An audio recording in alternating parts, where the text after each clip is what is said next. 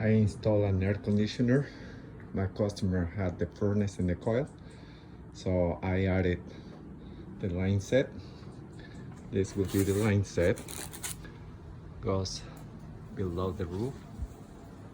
I made a hole on the wall that goes the other side, comes all the way down and to the condenser unit. This unit I did the concrete pad. I add bolts, 6 bolts.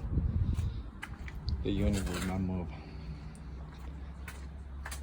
The electrical is in this area. This is the fuses. When we need to work on the unit, we turn up from here.